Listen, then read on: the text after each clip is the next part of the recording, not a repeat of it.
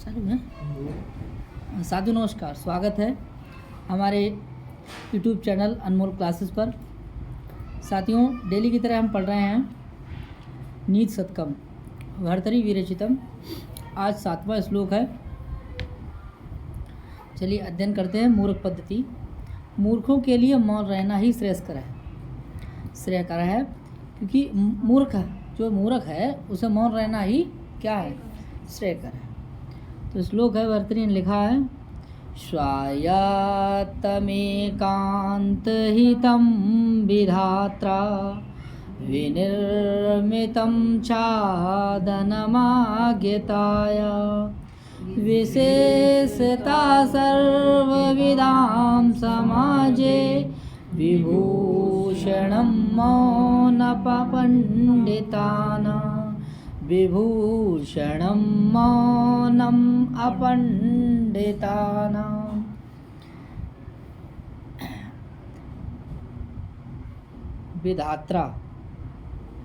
विधात्रा जो है विधाता के द्वारा।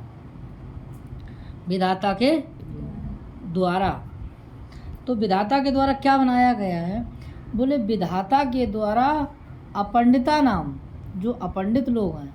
पंडित माने जानकार और अपंडित माने जो जानकार नहीं है, अर्थात कौन है? अज्ञानी है। अज्ञानी है, उनके लिए विधाता ने अपंडितों के लिए क्या बनाया है? तो बोले क्या आभूषण बनाया है? तो मौनम। क्या है? मौनम। यानी कि मूर्खों का आभूषण क्या है? किसका है? मौनम आभूषण किसका है? अपंडिता नाम। अपंडितों का आभूषण क्या है? तो मौनम। किसने बनाया है? विधाता ने। विधाता के द्वारा अपंडितों के लिए मौनम का है? बोले विभूषणम। विभूषणम का यानी कि मौनम क्या है? विभूषणम। विभूषणम और बोले निर्मितम।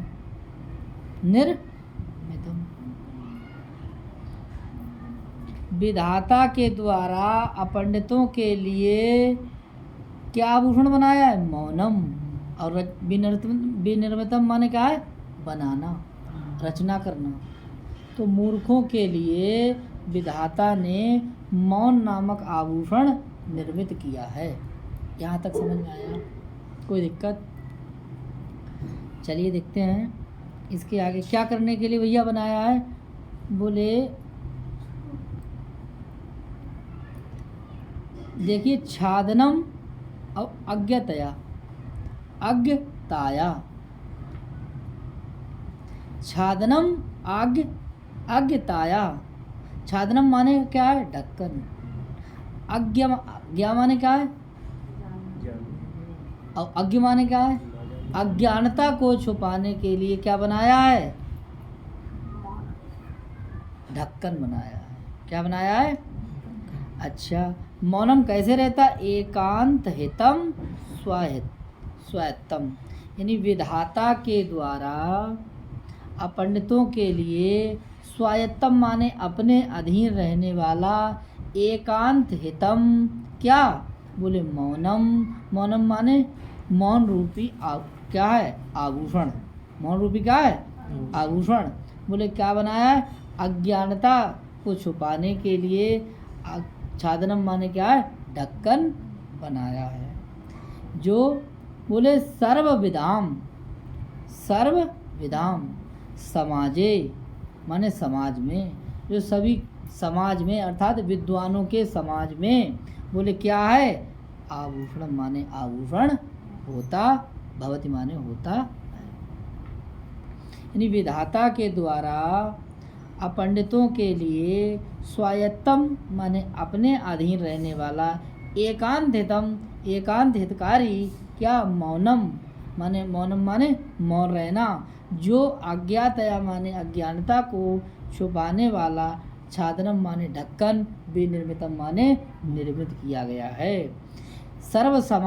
सर्वविदाम जो सभी विद्वानों के समाजे माने समाज में, विशेषता माने विशेष रूप से, विभूषणम माने क्या है? आभूषणम भवति माने होता है। तो देखिए भैया, अब पंडितों का आभूषण क्या होता है, प्रश्न आए थे तो क्या बताएंगे? मौनम। ठीक है, क्या है? मौनम। क्या छुपाने के लिए? अज्ञानता छुपाने के लिए ये आभूषण बनाया गया है। तो आपको भैया समझ में आ गया होगा इसका अनुवाद। अब नीचे वाली जो लाइन है वो क्या है? ये सूक्ति है। क्या है? हाँ, इस सूक्ति, इसको नोट कर लेना। ठीक, चलिए इसकी अनुवाद पे चलते हैं।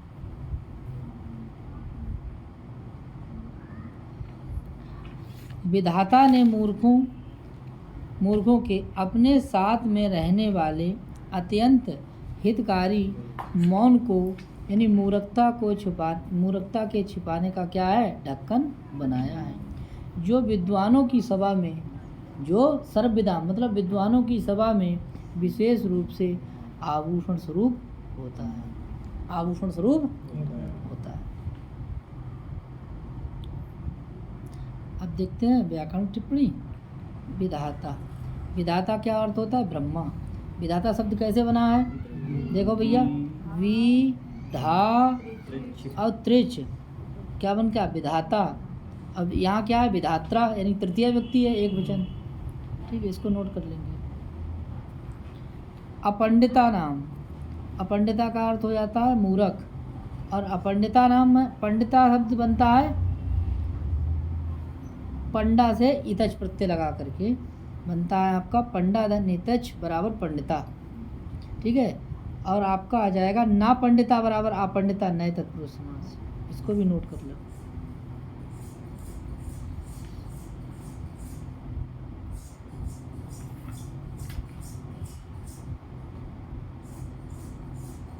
स्वायत्तम माने अपने अधीन, स्वस्य आयत्तम षष्ठी तत्पुरुष। अच्छा, एकांत हितम, नितांत हितकारी है। तो हितम शब्द इम्पॉर्टेंट है, इसको भी नोट करें भैया। धा धातु से कत प्रत्यय लगाएंगे और धा को क्या हो जाएगा? ही आदेश हो जाता है। और एकांत हितम में समास आपका बहुब्रीहि है, नोट कर लेना।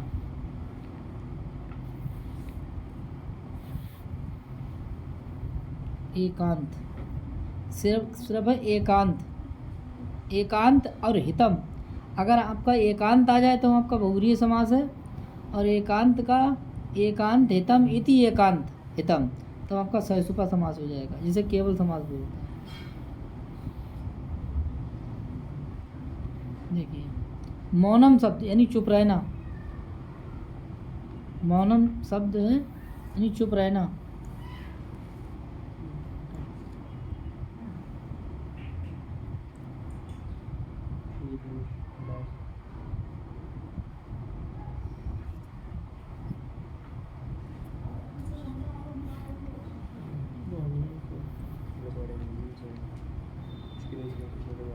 मुनि धन अण लगा करके क्या बन जाता है? मौनम। ठीक है, आगे अज्ञताया का अर्थ होता है मूर्खता का। और इस अज्ञताया में जैसे जानाति इति ज्ञा, तो ज्ञा धातु से का प्रत्यय है। इक उपदा ज्ञा प्री क्रिया सूत्र से आपको का प्रत्यय लगेगा। और नाज्ञा बराबर अज्ञा नए तत्पुरुष समास। बड़ा सरल है।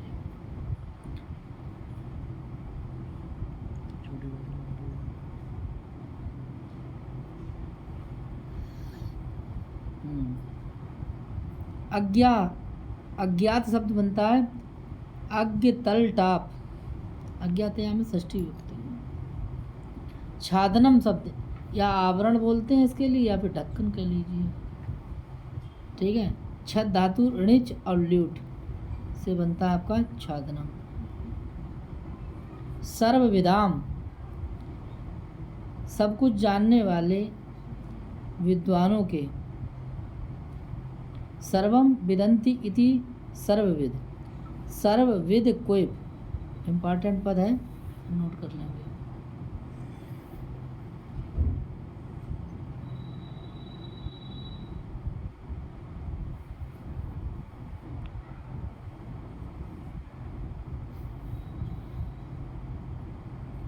समाज समूह या सभा में।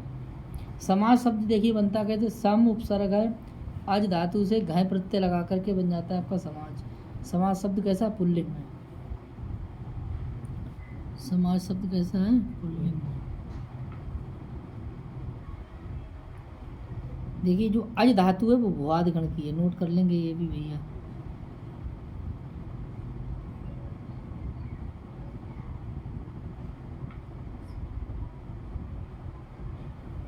विशेषता अधिक करके विशेष घय विशेष नोट कर लेंगे, और तहसील प्रत्यय लगा देंगे बाद में तस। विभूषणम का अलंकरण होता है शोभा।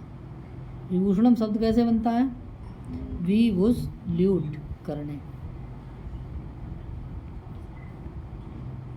इस श्लोक में उपजाति छंद है साथियों।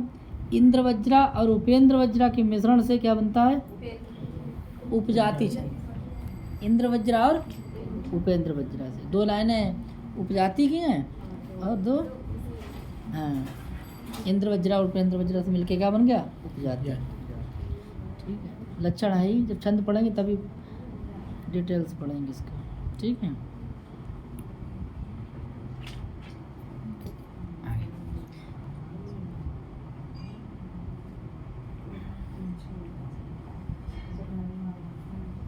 विद्वानों के संग से वास्तविकता का ज्ञान होता है।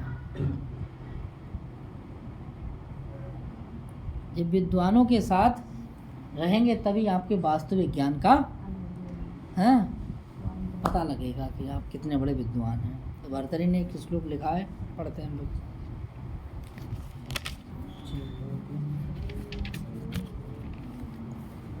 इसमें कौन सा छंद है, इसमें शिखरणी छंद है।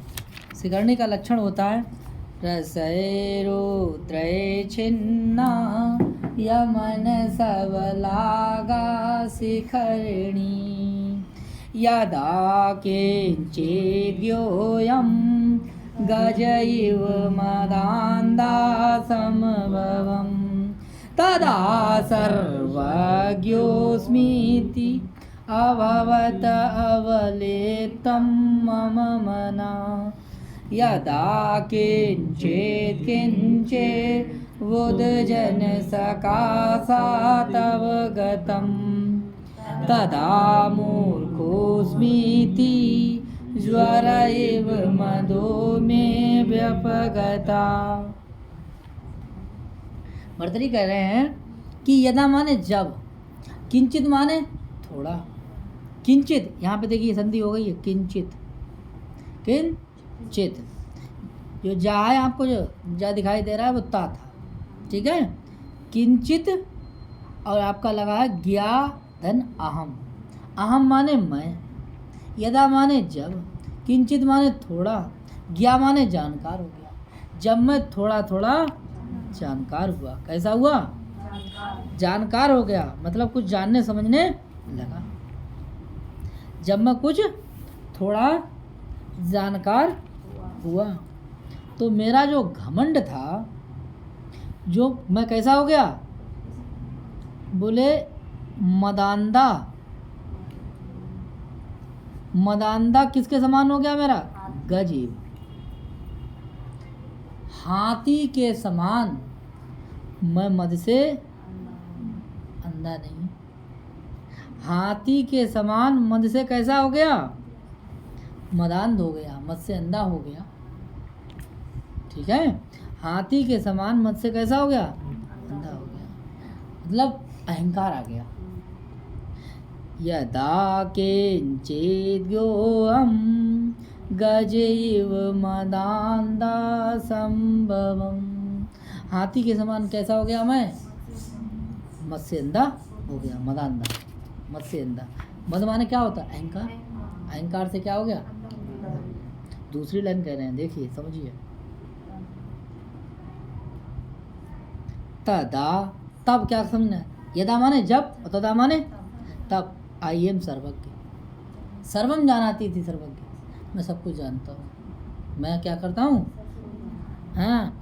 और बोले अस्मि, अस्मीति अभवत, अवलिप्तम मम मना। मम माने मेरा, मना माने मन।